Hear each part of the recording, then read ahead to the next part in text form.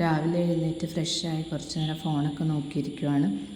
യാതൊരു ടെൻഷനും ഇല്ലാതെ ബ്രേക്ക്ഫാസ്റ്റ് എന്താ ലഞ്ച് എന്താണെന്നുള്ള ചിന്തകളൊന്നും ഇല്ലാതെ ഇരിക്കാൻ പറ്റുന്ന ഒരു സ്ഥലം നമ്മുടെ വീട് തന്നെയായിരിക്കും. കാരണം അമ്മമാരുള്ളപ്പോൾ നമുക്ക് അതിനെക്കുറിച്ചൊന്നും ചിന്തിക്കേണ്ട ആവശ്യമില്ലല്ലോ.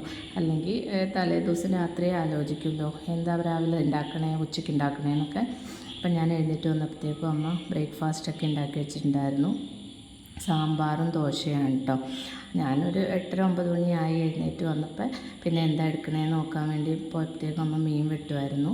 ഇത് വറ്റപ്പാര എന്ന് പറഞ്ഞൊരു മീനാണ് കേട്ടോ. അപ്പോൾ അതിൻ്റെ തോല് പൊളിച്ച് കളയണം. അപ്പോൾ അമ്മ പൊളിക്കാൻ നോക്കിയിട്ട് അമ്മയ്ക്ക് നഖമില്ലാത്തതുകൊണ്ട് പറ്റണ്ടായില്ല. അപ്പോൾ എന്തെങ്കിലും നഖമുള്ളതുകൊണ്ട് ഞാൻ പറഞ്ഞു ഞാൻ പൊളിച്ച് തരാമെന്ന്. കാണുമ്പോൾ ഭയങ്കര ഈസി ആയിട്ട് തോന്നി. പക്ഷേ ഞാൻ പൊളിച്ചപ്പോൾ ഭയങ്കര പാടായിരുന്നു കേട്ടോ. അങ്ങനെ ഒരു കണക്കിന് ഞാൻ പൊളിച്ചെടുത്തു. പക്ഷേ ഫ്രിഡ്ജിൽ വെച്ച് നന്നായിട്ട് ഐസായിരിക്കുന്നതുകൊണ്ട് തന്നെ മീനെ പിടിക്കാൻ പറ്റണ്ടായില്ല തണുപ്പ് കൊണ്ടിട്ട്. അപ്പോൾ ഇടയ്ക്കിടയ്ക്കൊന്ന് കൈ നനച്ച് കൊടുത്തിട്ട് അതിൻ്റെ തോലൊക്കെ പൊളിച്ചെടുത്തിട്ട് കഷ്ണങ്ങളാക്കി കഴുകി വൃത്തിയാക്കി ഫ്രിഡ്ജിൽ വെച്ചു. ചായയൊക്കെ കുടിച്ചിട്ട് പിന്നെയാണല്ലോ കറി ഉണ്ടാക്കുകയുള്ളൂ.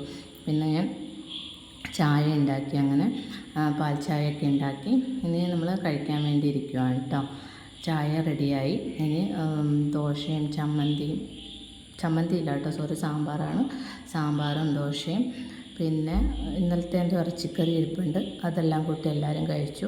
ശബരിയും അപ്പോഴത്തേക്കും എഴുന്നേറ്റ് വന്നായിരുന്നു. അങ്ങനെ പല്ലൊക്കെ തേച്ച് അവനും കഴിക്കാനിരിക്കുവാണ്. കുഞ്ഞാറ്റ നേരത്തെയാണ് ബ്രേക്ക്ഫാസ്റ്റ് കഴിച്ചായിരുന്നു. ചേച്ചിയുടെ മോള് വൈകി വന്നായിരുന്നു. അവൾ പിന്നെ കഴിച്ചിട്ടാണ് വന്നത്, അതുകൊണ്ട് കഴിച്ചില്ല. അപ്പോൾ അത്രയൊക്കെ ഉള്ളൂ. ബായ്.